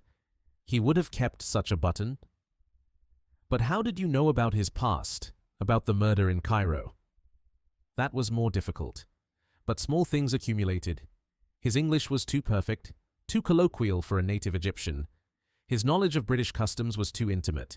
And when Lady Pemberton mentioned once that Hassan had been with her for 3 years, I noted that this was precisely when Professor Whitmore's wife disappeared with her Egyptian lover. A coincidence? Perhaps. But coincidences make me suspicious." "So you investigated?" "I sent a telegram to my contacts in Cairo asking about unsolved murders and cases of mistaken identity from 5 years ago. The response came yesterday, a robbery murder in which a British vagrant named Henry Ashton was suspected but never found, while an Egyptian merchant was executed in his place based on circumstantial evidence. When I learned Ashton had distinctive features, a scar above his left eyebrow, for instance, I knew." Hastings' eyes widened. "Hassan has such a scar. I never noticed." "Most do not notice what they do not look for. But Nicholas Ashford noticed. He was a man who studied people, who collected information. Perhaps he recognized Ashton from Cairo, or perhaps he simply sensed something false about Hassan's identity and investigated. Either way, he discovered the truth and used it for blackmail. It's almost tragic in a way. Hassan, Ashton, had built a new life, served Lady Pemberton faithfully for 3 years. Then his past caught up with him. That is the nature of murder, Hastings. It is a crime that echoes through time, destroying not just the victim, but the murderer himself. Ashton killed once in panic during a robbery, then he killed again to hide the first crime, and now he will hang for both. The web of consequences, it grows ever larger." They fell silent, watching as Dr. Cross and Professor Whitmore emerged from the burial chamber, carrying between them a wooden crate filled with carefully wrapped papyrus scrolls. "At least something good comes from this tragedy," Hastings observed. "The Library of Alexandria, or part of it, recovered after all these centuries. It will be the archaeological discovery of the decade." "Perhaps of the century," Poirot agreed. "Professor Whitmore tells me there are texts here by Sophocles, Euripides, even fragments of works by Aristotle thought lost forever. The knowledge contained in those scrolls, it will reshape our understanding of the ancient world." Gerald Pemberton approached them, looking years older than he had a week ago. The young man's easy confidence had been replaced by a sobering maturity. Monsieur Poirot, I owe you an apology. When you first arrived, I thought you were a pompous foreigner interfering in family matters. I was wrong. You've not only solved Uncle Nicholas's murder, but saved Father Riley's life and exposed a dangerous criminal. You are kind, monsieur. But I did only what was necessary. I've been thinking about what you said, about Uncle Nicholas being a blackmailer. I didn't want to believe it, but... Gerald's voice dropped. I found his private papers this morning, the ones the authorities let me examine. He kept detailed files on everyone, their secrets, their vulnerabilities. It was like reading the journal of a spider cataloging flies caught in its web. And yet you loved him? He was family, and he wasn't all bad. He genuinely cared for Aunt Evelyn, in his way, but greed corrupted him, made him cruel. Gerald looked toward the excavation site. I've decided to return to London and make something of myself without relying on inheritance or shortcuts. Perhaps that's one lesson I can take from this tragedy. After the young man departed, Diana Whitmore and Dr. Edmund Cross approached together. They walked hand in hand, no longer hiding their relationship. Monsieur Poirot, Diana said, Father and I wanted to thank you. The letter you returned to him, he burned it this morning. We've decided to tell the truth about Mother. We'll face whatever consequences come, but we're done with lies and secrets. A wise decision, mademoiselle. Secrets have a way of festering, like wounds that never heal. Better to lance them and let them drain, painful though it may be. Dr. Cross spoke earnestly. We're to be married, Diana and I. Lady Pemberton has given her blessing, and while Professor Whitmore took some convincing, he's accepted that his daughter deserves to make her own choices. My congratulations to you both. And may your marriage be blessed with honesty and trust, commodities that have been sadly lacking in this expedition. As the couple walked away, Hastings chuckled. Look at them. They're practically glowing. One might almost think this whole dreadful business had a happy ending. For some, perhaps, but not for Hassan, who awaits the gallows, not for the Egyptian merchant who died for a crime he did not commit, not for Nicholas Ashford, whose greed led to his death, and not for the countless others whose secrets Ashford exploited. Poirot crushed his cigarette beneath his heel. No, Hastings, this is not a story with a happy ending. It is merely a story that has ended. That evening, Inspector Crowley requested a final meeting with Poirot before departing for Cairo with his prisoner. I must say, Monsieur Poirot, your methods are unconventional, but effective. The way you set that trap in the pavilion, brilliant. Though I confess, when Hassan pulled that gun, I thought we'd have another murder on our hands. It was a calculated risk, Inspector, but I was confident that Hassan's desperation would drive him to reveal himself rather than allow me to expose him publicly. A man who has lived a lie for 5 years will do almost anything to preserve that lie. What I don't understand, Crowley continued, is why you didn't simply arrest him once you'd confirmed his identity through the telegram from Cairo? Because I had no proof of murder, only of false identity. Hassan could have claimed he was merely hiding from his past, that he had nothing to do with Ashford's death. The evidence was entirely circumstantial. The dust Miss Blackwood saw on a cloaked figure, the button that could have been dropped by anyone, the opportunity that several people shared. Poirot shook his head. None. I needed Hassan to confess, and the only way to achieve that was to create a situation where his guilt would overwhelm his self-preservation. Psychology rather than evidence? The two worked together, Inspector. The physical evidence pointed me toward Hassan, but it was understanding his psychology, his desperation, his fear, his pride in having evaded justice for so long, that allowed me to force his hand. Crowley extended his hand. Well, whatever your methods, His Majesty's government is grateful. We'll take Hassan back to Cairo and ensure he faces justice for both murders. After the inspector departed, de Poirot stood alone at the edge of the oasis, watching the sunset paint the desert in shades of amber and crimson. The palm trees rustled in the evening breeze, and somewhere in the distance, a muezzin's call to prayer echoed across the water. Lady Pemberton found him there, 2 glasses of sherry in her hands. She offered one to Poirot. A toast, Monsieur Poirot, to justice, however bittersweet. They raised their glasses and drank. For a long moment they stood in companionable silence, watching the day die in glory. "I've been thinking," Lady Pemberton said quietly, About what you said. About secrets festering like wounds. I've decided to sell my estate in Kent and settle my debts honestly. I'll live modestly, but with dignity, and I'll continue my work here, publishing the findings from the library. And the prestige alone should restore my reputation, if not my fortune. A wise decision, madame. And what of the expedition? Will you continue? Professor Whitmore will lead it. He and Diana and Edmund, they'll make a fine team. As for me, I think I've had enough of desert adventures for one lifetime. She smiled wryly. I came to Siwa seeking treasure and found only death and betrayal. Rather ironic, don't you think? You found also truth, madame. And truth, it is a treasure more valuable than gold. Spoken like a philosopher, Monsieur Poirot. Non, madame. Spoken like a detective who has seen too much of human nature, both its heights and its depths. As the stars began to appear in the darkening sky, Poirot returned to his tent to pack for the journey back to Cairo. Tomorrow, he and Hastings would board the train, and leaving Siwa and its secrets behind. But as he folded his clothes with meticulous precision, his mind wandered to the unanswered questions, the loose threads that still bothered him. Hassan had confessed to Ashford's murder and the attempt on Father Riley's life. But had he acted entirely alone? The forged letters to Diana and Edmund showed a sophistication, a knowledge of handwriting that seemed beyond Hassan's capabilities, and the placement of evidence in the hidden chamber, the watch, the vial, the button, suggested a mind that understood misdirection and false trails. Could Hassan have had an accomplice?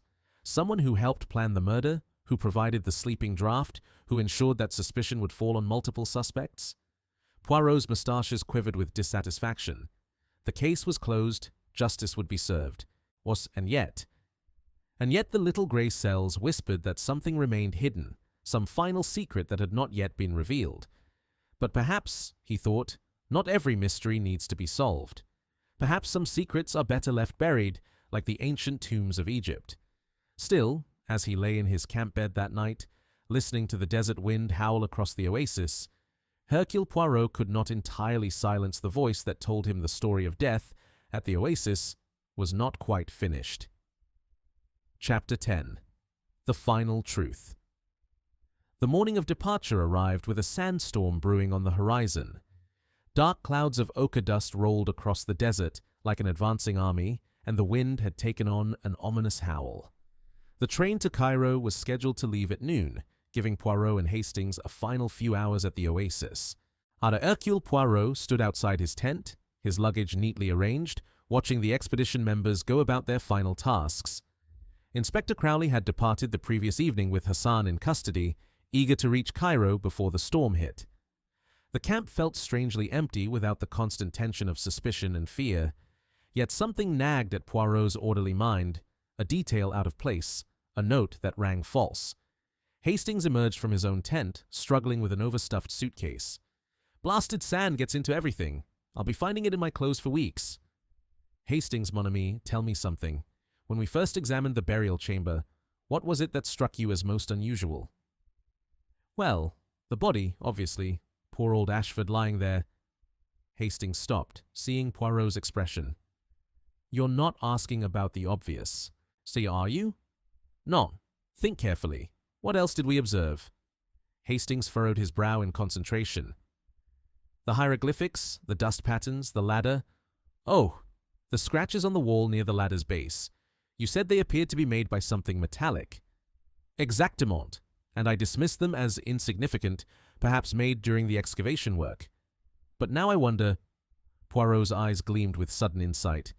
"Come, Hastings, we must examine the burial chamber one final time before we depart. There is something I must verify.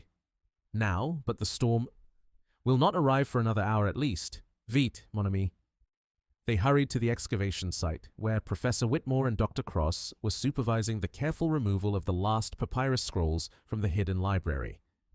Diana was photographing the hieroglyphics, creating a complete record of the chamber's inscriptions. "Monsieur Poirot," Professor Whitmore called out cheerfully, "come to take a final look at our magnificent discovery?" "In a manner of speaking, Professor. Tell me, during your excavations, Did you or Dr. Cross use any metal tools near the base of the ladder in the burial chamber? The professor exchanged glances with Dr. Cross. No, we've been extraordinarily careful. All work near the hieroglyphics has been done with wooden and bone implements to avoid damage. Why do you ask? A small detail that troubles me. May I descend once more? Of course, though I must warn you, we should all clear out within the hour. This storm will fill the shaft with sand if we're not careful. Poirot climbed down the ladder with Hastings following. In the burial chamber, he went directly to the scratches he had noted days earlier. Kneeling, he examined them with his magnifying glass, his face intent. Hastings, these marks, they are not random. They form a pattern like... He traced them with his finger. Like someone was prying at the stone, trying to remove something. Remove what? There's nothing there but solid wall. Poirot pressed various stones in the area, his fingers working with methodical precision. On the 7th attempt, he felt a slight give. A small section of the wall, no larger than a book, shifted inward with a grinding sound. Behind it was a hollow space, and in that space lay a leather-bound journal. Sacré bleu, Poirot breathed. He withdrew the journal carefully. It was old, but well preserved in the dry air. The cover bore gold lettering. Nicholas Ashford, private accounts. But I don't understand, Hastings said. We found Ashford's diary in the hidden chamber below. This is a different journal? Oui. Or perhaps... Poirot opened the book and began reading. His expression darkened with each page. Mon Dieu, this is not what I expected. Not at all. He read in silence for several minutes while Hastings waited impatiently. Finally, Poirot closed the journal and looked up, his face grave. Hastings, we must gather everyone immediately. There is one more truth that must be revealed, a truth that changes everything. Within 20 minutes, the entire expedition had assembled in the pavilion. The wind was growing stronger, rattling the canvas and throwing sand against the sides. Lady Pemberton looked annoyed at the summons, Gerald confused, and the others simply curious. Poirot stood before them, holding the leather journal like a prosecutor presenting evidence. Mesdames et messieurs, I must apologize. I told you the case was solved, that Hassan was the murderer. This is true, but it is not the complete truth. Lady Pemberton leaned forward. What do you mean, Monsieur Poirot? I mean that Hassan did indeed kill Nicholas Ashford, but he did not act alone. He had an accomplice, someone who planned the murder, who provided the critical information, who ensured that Hassan would escape suspicion while others fell under it. The assembled group exchanged nervous glances. This journal, Poirot continued, contains Nicholas Ashford's private accounts, not his business dealings, but his personal observations. In it, he recorded every secret he discovered, every piece of blackmail he collected. And among these secrets is one that explains everything. He opened the journal to a marked page. I shall read to you an entry from 3 weeks ago. I have made a discovery most profitable. My dear wife's cousin, whom I have known since childhood, has revealed a secret of enormous value. She confided in me during a moment of weakness, never imagining I would use the information against her. But business is business, and sentiment must not interfere with profit. Lady Pemberton went very still. Poirot continued. The entry goes on to detail how Ashford planned to use this secret to gain control of the expedition, to claim the library discovery as his own, to achieve the fame and glory he had always craved. What secret? Dr. Cross demanded. What could be so valuable? The secret, Poirot said quietly, that Lady Pemberton's financial troubles were not caused by her late husband's poor investments, but by her own actions, that she had been systematically embezzling from her husband's estate for years, hiding money in foreign accounts, that she had, in fact, hastened her husband's death by withholding his medication during his final illness. A collective gasp went through the group. Lady Pemberton sat frozen, her face a mask of aristocratic composure that was slowly cracking. That's absurd, Gerald cried. Aunt Evelyn would never... Let her speak for herself, monsieur. Poirot's gaze was fixed on Lady Pemberton. Is it not true, madame? For a long moment, silence reigned. Then Lady Pemberton began to laugh, a sound devoid of humor, cold and bitter as the desert wind. Clever, Monsieur Poirot, very clever. Yes, it's true, all of it. But my husband was a fool who would have squandered our fortune on failed investments and charitable causes. I took control of our finances and ensured our wealth was preserved, in my name, where it belonged. And when he fell ill, she shrugged with chilling indifference. I simply allowed nature to take its course a bit more quickly than it might have otherwise. Diana's hand went to her mouth in horror. You murdered your husband? I liberated myself from a man who was dragging me down. There's a difference. Lady Pemberton's eyes were hard as stone. And I would have gotten away with it completely if Nicholas hadn't discovered the truth. He found discrepancies in the estate accounts, hired investigators. When he confronted me with the evidence, he demanded I marry him, not out of love, but as payment for his silence. So you recruited Hassan to kill him, Poirot stated. Not immediately. I tried other methods first, offering him money, threatening to expose his own business dealings. But Nicholas was too clever, too well protected. Then I discovered Hassan's secret, his true identity as Henry Ashton. I confronted him privately, told him I would expose him to the authorities unless he helped me. Hastings stepped forward angrily.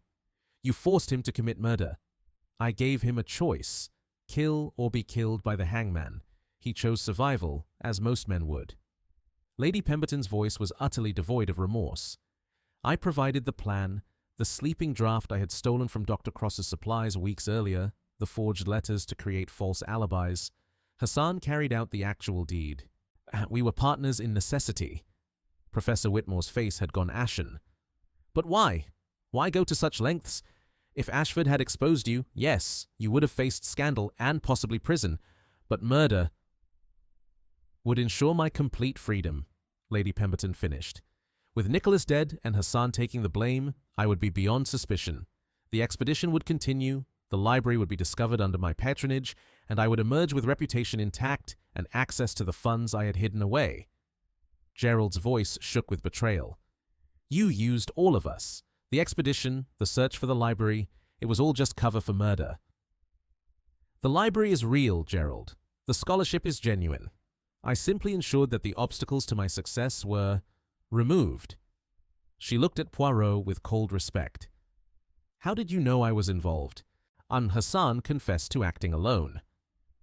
Because Hassan's confession, though truthful in its essentials, contained one critical falsehood. He claimed to have forged the letters to Diana and Edmund himself, but the handwriting was far too skilled, too perfect a match to the originals. Hassan was a common criminal, not a master forger. Someone else wrote those letters, someone who had intimate knowledge of their handwriting, who could study samples and replicate them perfectly. Poirot gestured to the pavilion desk where Lady Pemberton conducted her correspondence. You, madam, who write letters daily to patrons and scholars, who have access to everyone's personal papers, who could practice replicating handwriting without arousing suspicion. You wrote the letters that sent Diana and Edmund away from camp during the crucial hours. And the journal? Miss Blackwood asked. How did it survive if Hassan killed Ashford? Because Ashford, in his paranoia, hid his most incriminating journal in the burial chamber. Not in the hidden library below, but in a secret compartment in the wall. He must have placed it there days before his death. Insurance against anyone who might threaten him. Lady Pemberton knew of its existence from his boasting, but did not know its exact location. That is why she allowed the investigation to continue. She hoped I would find it for her, so she could destroy it. Lady Pemberton's smile was thin and cold. Very good, Monsieur Poirot. Yes, I needed that journal destroyed. When Hassan recovered Ashford's business diary from the hidden chamber, I hoped it was the incriminating one. But when I read it, I realized the truly dangerous evidence remained hidden. I've been searching for it ever since. Including tonight? Poirot asked. Those scratches on the wall near the ladder, they were made recently by someone trying to find the secret compartment. You went down there last night after everyone had retired, searching desperately for the journal before I could find it. I was so close, she murmured. Another few inches and I would have found it. Gerald stood, his face a mask of disgust and pain. Aunt Evelyn, how could you? Uncle Arthur loved you. He trusted you. And you killed him. Your uncle was weak, Gerald. Weakness is a disease that infects everything it touches. I cured that disease. She turned to Poirot. So what now, Monsieur Poirot? You have your truth. What will you do with it? What I must, madame. I shall present this journal to Inspector Crowley when he returns from Cairo. He will add your crimes to Hassan's charges. You will both face justice. Lady Pemberton laughed again, that terrible, mirthless sound. Will I? Look around you, Monsieur Poirot. A sandstorm approaches. The train cannot run in such conditions. We are isolated here, cut off from authority, and I am not without resources. She reached into her dress and withdrew a small pistol, a lady's derringer, delicate but deadly at close range. I have no intention of facing trial for removing two men who deserve their fates. I am walking out of this pavilion, taking one of the motorcars, and disappearing into the desert. Hassan can hang for both murders. After all, he did commit one of them. You would abandon your nephew? Or your colleagues, everything you've built here? Diana asked, incredulous. I have money hidden in accounts across Europe. I have a new identity prepared. I will build a new life, as Hassan did. She gestured with the pistol. Now, everyone step back. Monsieur Poirot, place that journal on the table and step away from it. Poirot complied, moving slowly and deliberately. But his eyes were calculating, watching for an opening. You cannot escape, madame. The desert is vast and merciless. You will die of thirst before you reach Cairo. I am willing to take that chance rather than face the gallows. Lady Pemberton backed toward the pavilion entrance, the gun steady in her hand. Goodbye, Monsieur Poirot. You should have left well enough alone. She turned to run and collided with a figure standing in the entrance. Father Riley, a pale and weak but upright, blocked her path. In his hand was a heavy walking stick, which he swung with surprising force at Lady Pemberton's wrist. The pistol flew from her grasp, landing in the sand outside the pavilion. Forgiveness is the Lord's domain, the priest said quietly, but justice belongs to man. Hastings and Dr. Cross rushed forward, seizing Lady Pemberton before she could recover. She struggled briefly, then went limp in their grasp, all fight draining from her. It's over, she whispered. All of it. Over. Father Riley swayed, and Diana rushed to support him. Father, you should be resting. I heard voices, shouting. I knew something was wrong. The priest looked at Lady Pemberton with profound sadness. I shall pray for your soul, my lady. See, but I cannot condone what you've done. As the storm finally broke over the oasis, the group huddled in the pavilion, waiting for the authorities that would come from Cairo once the weather cleared. Lady Pemberton sat in silence, her aristocratic mask finally shattered, revealing the desperate, frightened woman beneath. Poirot stood at the pavilion entrance, watching the sand swirl like golden ghosts across the desert. Hastings joined him, placing a hand on his friend's shoulder. You did it, Poirot. You uncovered the whole truth. Did I, mon ami? Or did the truth simply reveal itself, layer by layer, like an archaeological excavation? Poirot sighed deeply. 3 people dead. Lord Pemberton, poisoned by his wife, Nicholas Ashford, murdered for his blackmail, and the Egyptian merchant executed for Hassan's first crime. And for what? Oh, money, pride, fear of exposure. At least justice will be served now. Both Lady Pemberton and Hassan will pay for their crimes. Justice, Poirot murmured. Such a simple word for such a complex thing. But yes, Hastings, justice will be served, though it tastes bitter on the tongue. 3 days later, when the storm had passed and the authorities had taken both Hassan and Lady Pemberton into custody, Hercule Poirot and Captain Hastings finally boarded the train to Cairo. The expedition would continue under Professor Whitmore's leadership, the great library would be catalogued and preserved, and the tragedy at the Oasis would become a footnote in the history of archaeological discovery.